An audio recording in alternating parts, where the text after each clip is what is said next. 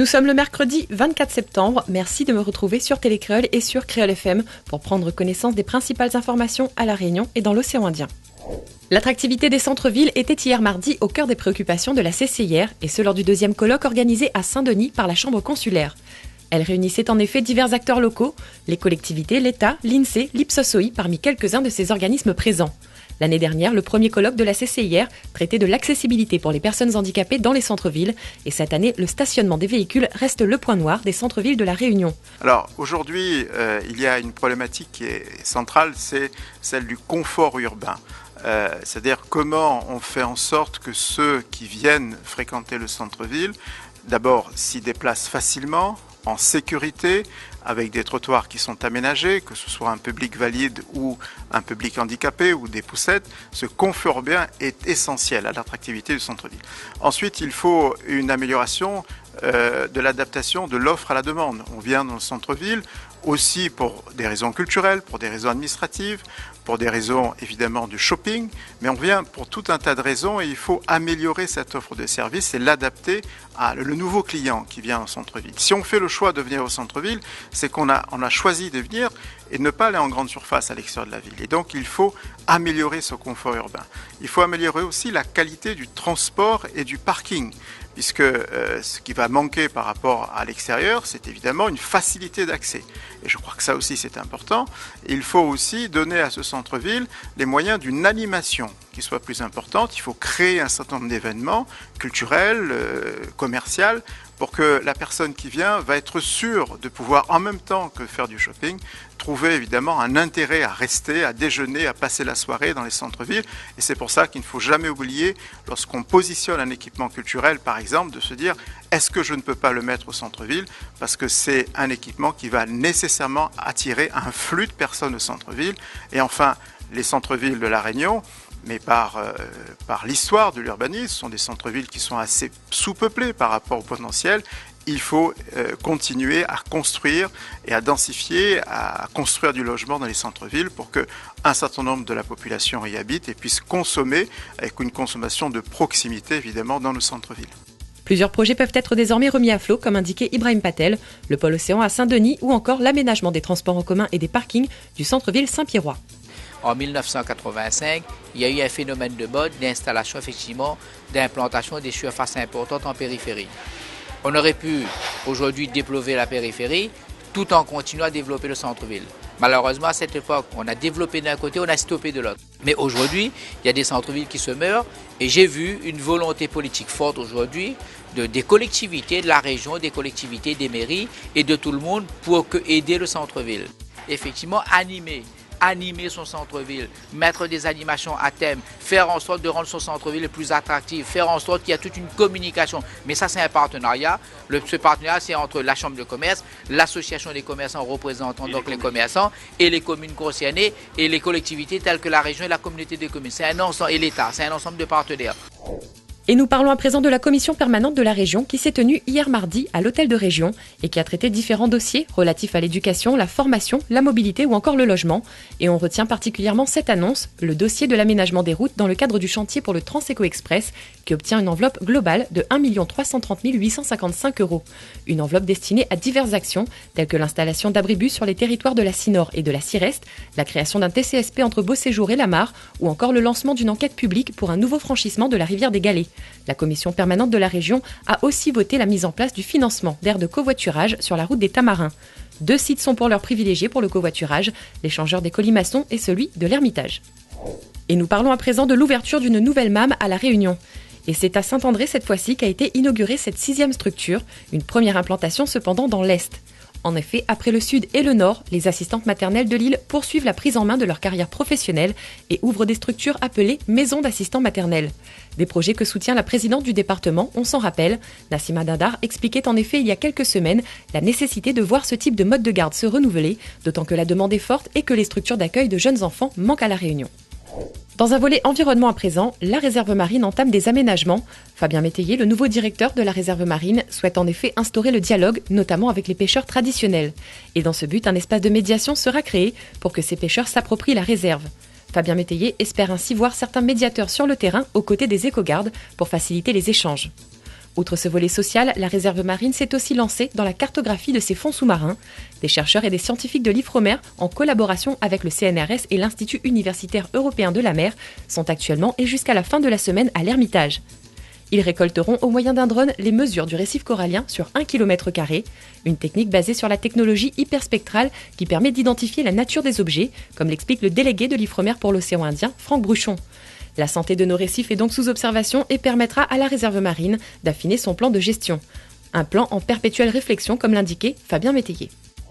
Environnement toujours et la ressource en eau est une thématique délicate. Entre sécheresse et budget, les avis diffèrent en effet. Il y a d'un côté un déficit en eau considérable et de l'autre un besoin économique.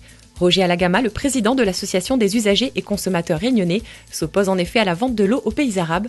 Les motifs sont divers, la flambée locale des prix de l'eau dans l'est et le nord de l'île, la redevance pour les diagnostics de fosses septiques, mais aussi la sécheresse que rencontrent plusieurs secteurs de l'île et notamment Saint-André.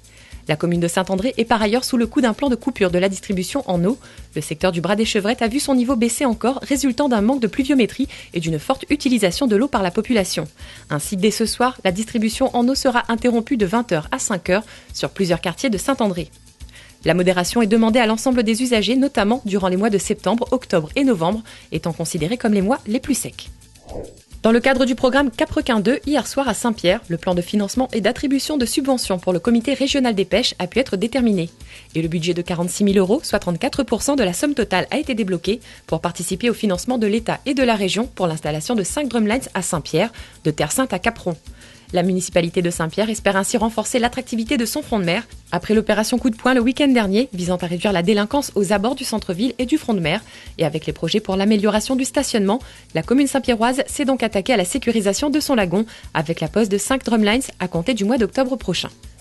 Les jardins et les paysages seront à l'honneur la semaine prochaine avec la 2e édition des Entretiens du patrimoine de l'océan Indien. La première édition, qui remonte déjà à 3 ans, était dédiée à la ville et à l'urbanisme, et cette année, l'État cible les paysages.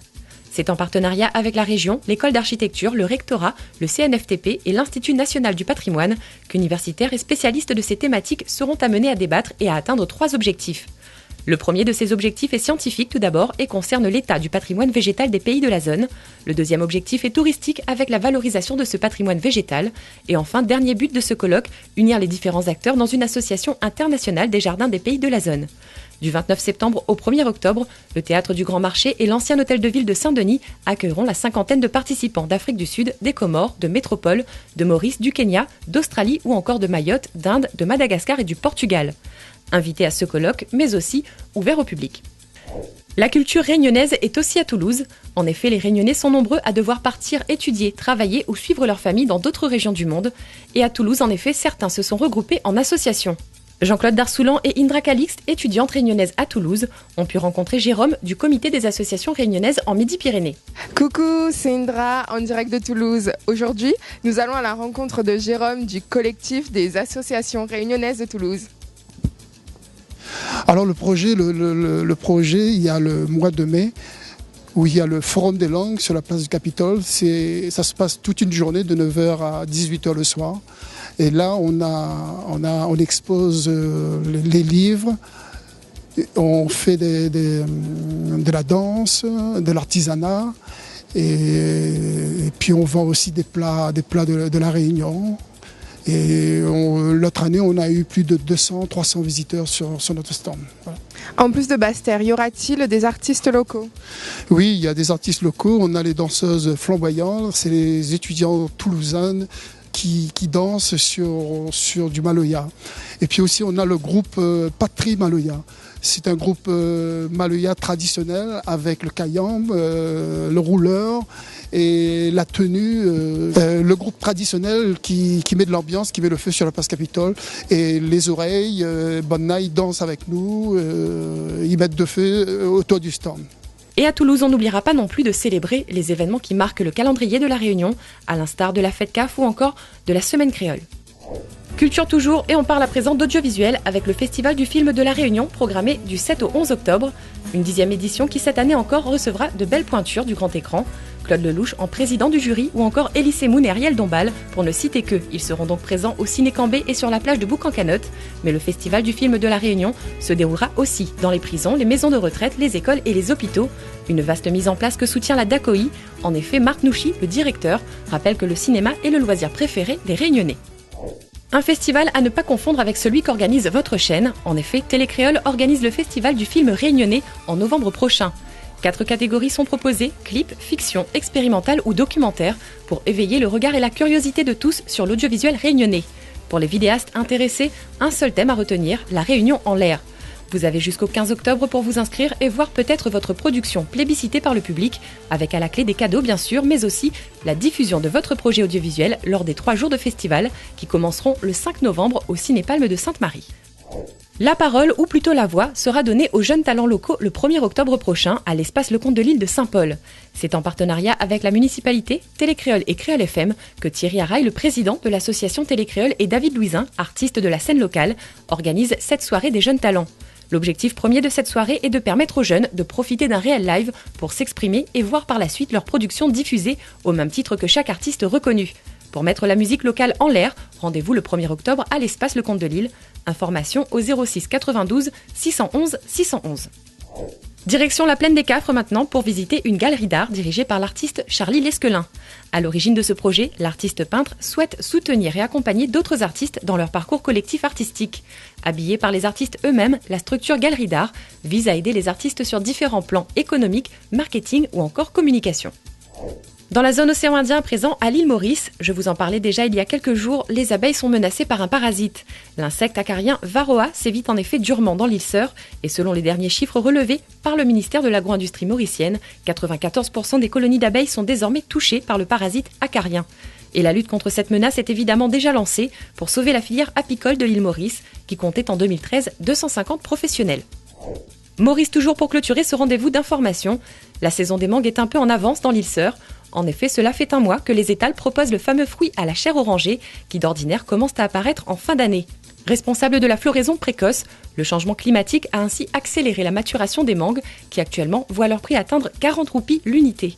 Mais les marchands l'ont assuré, dès que l'offre deviendra plus conséquente, les prix devraient redescendre à 5 voire 10 roupies. C'est donc sur cette juteuse information que nous refermons cette édition consacrée aux actualités de la Réunion et de la zone océan Indien. Merci à vous de l'avoir suivi sur Télécréole et sur Créole FM. Je vous invite à nous envoyer vos images prises avec votre smartphone pour nous faire vivre vos temps forts. Je vous souhaite quant à moi une excellente suite de programmes et vous laisse aujourd'hui sur quelques images de notre île, vues par un passionné de l'histoire de la Réunion et de ses paysages.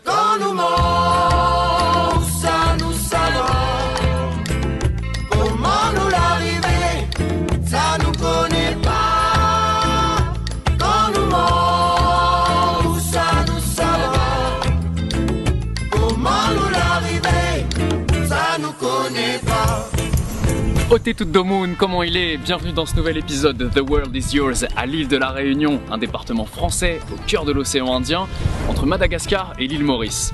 Cette île vierge et paradisiaque, découverte en 1524, sert d'abord d'escale aux navigateurs arabes, portugais, anglais sur la route des Indes. Après Dinamorgabine, Santa Apollonia, Mascarenas, île Bourbon, île Bonaparte, c'est en 1848, date de l'abolition de l'esclavage, qu'elle est définitivement baptisée île de la Réunion.